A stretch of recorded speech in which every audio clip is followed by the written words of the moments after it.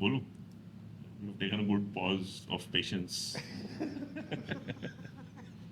मतलब after fiat ambassador जो Suzuki onslaught या ऑफरिंग जब आई इंडिया में, तो पहली बार हमारे पास एक रिक्रिएशनल व्हीकल आया in the shape of a van.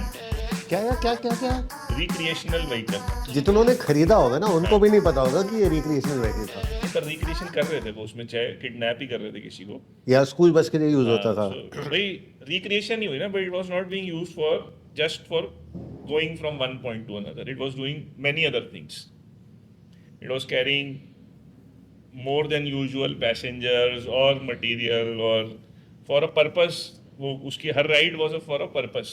कोई उसको ऐसे घुमाने फिराने के लिए नहीं चला रहा था. हैं? क्या चलो वो तो खैर अजीब बात है. हाँ भाई, मतलब मतलब आप मेरे को बोल ये- क्या रहे हो, बोल क्या मेरे रहे को हो? ये हुआ कि भाई what I want to say is कि एक नया फॉर्म फैक्टर की एक सेकंड, ऑटोमोबाइल आई. आपको पता है, आप कह रहे हो ऐसे घुमाने फिराने के लिए कोई नहीं देता था. The van was a major hit amongst all the Sardars. और घुमाना फिराना. हाँ, क्योंकि पगड़ी नहीं फंसती थी, तो हमारे घर पे भी जब दी गई थी वैन तो वो ऐसे बोलते थे कि एक ऊंची छत वाली आती है और एक पिचकी छत वाली आती है. हाँ. ऊंची छत वाली दो तो उसमें पगड़ी पहन के आप बैठो, किसी को प्रॉब्लम नहीं होगी. सही कह रहे हो. High roof. यस. मतलब मुझे भी पर्सनली मुझे याद है, मतलब I like that high roof वाला थिंग.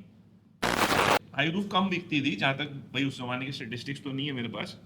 आप, हाँ, आप सिख कम्युनिटी में रहते थे, उनके बीच में, नहीं.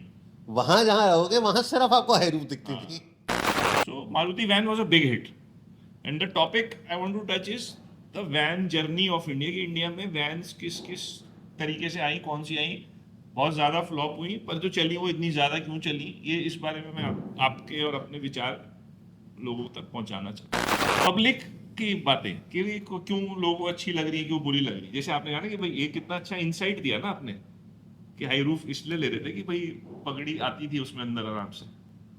पगड़ी के साथ इंसान भी आता था. With in the Sikh community it is so common that people will go and the BHP, the everything comes in later. First, they will try and see whether they can sit comfortably in the car. मतलब it was a very practical car. And that is the reason another car which became a hit, which was a hit, but because of the Sikh community also, was the Indica. उसमें भी turban की जगह थी क्या? हाँ, ऊंची थी ना, अच्छा. कंफर्टेबल थी. तो पर गिट्ठे सरदार भी तो होते होंगे. हाँ, तो खैर वो अच्छी बिक रही थी यार, और उसका ओमनी नाम हो गया. तो मारुति को इतनी अच्छी उम्मीदें जग गई वैन सेगमेंट से. They came out with a luxury van so called, and they named it Versa. याद है आपको? नहीं. अच्छा, वर्षा मारुति ने एक वैन निकाली जिसको आप भूल भी गए. हाँ. उसका ऐड पता है किसने किया था? अमिताभ बच्चन और अभिषेक बच्चन ने साथ बैठ के एक ही गाड़ी में, ओ तेरी. कि ये हमारी पकड़ी नहीं है फिर भी हम ये गाड़ी यूज करते हैं और हम दोनों इसमें जाते हैं एज अ फैमिली. हाँ, कुछ yes, I remember the ad very faintly. So it was a popular ad, very big launch. Maruti Versa premium luxury van being marketed by being advertised by Amitabh Bachchan and Abhishek Bachchan as a family vehicle, but it still bombed. Nobody bought it. It's just sad. I know I'm shooting somewhere else, but it's just sad how Suzuki, whenever they've tried to give a very nice offering in the Indian market, और जो उनके comfort zone, buyer comfort zone से थोड़ी सी भी महंगी होती है, those cars have bombed in this country. I was as a viewer, as a person who was interested in automobiles, मतलब मुझे ये सब बड़ा इंट्रीगिंग लगता था कि यार वैन इतनी अच्छी बिकती है, और फिर वर्षा फ्लॉप हो गई, फिर उसको रीनेम करके इको बना दिया, वो फिर बिकने लग गई.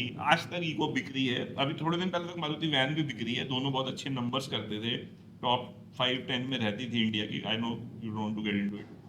फिर और भी लोगों ने वैन निकालने की कोशिश करी इंडिया में, और सब फ्लॉप होती थी. जिसने भी जो भी बनाई फ्लॉप हुई, टू द एक्सटेंट कि कार्निवल भी जब किया ने निकाली वो भी एक्सेप्ट नहीं की गई. Right. लास्ट में उसमें डिस्काउंट दे के बेची गई.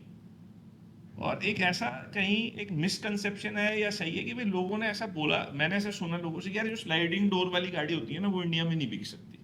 उसको उसके साथ वो एक स्टिग्मा है कि it is a van.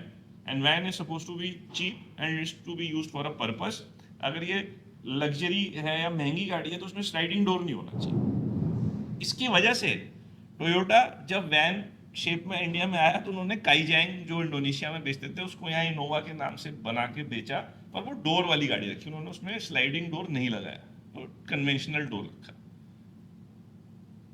Innova भी वैन ही है, इनोवा, पर वो भी इतनी हायर सेलिंग है, पर उसमें भी भाई वैन वाले स्ट्रक्चर का उन्होंने किसी ने स्लाइडिंग डोर नहीं लगाया कि भाई यार ये फिर वो वैन में फंस जाएगी. इंटरेस्टिंग. हाँ, कि उस स्लाइडिंग डोर से लोग डरने लगे कि यार स्लाइडिंग डोर लगाएंगे तो फिर कोई इसका- किडनैप कर देता. हाँ, किडनैप कर लेगा. बट अब सबसे बड़ी इन सब चीजों को एनोमली देने वाली चीज आ गई welfare. Welfare was again a sliding door, और वेलफेयर इस पता नहीं कितने करोड़ों रुपए की आती है, और सारे बड़े बड़े इंडस्ट्रियलिस्ट और फिल्म स्टार उसको यूज कर रहे हैं.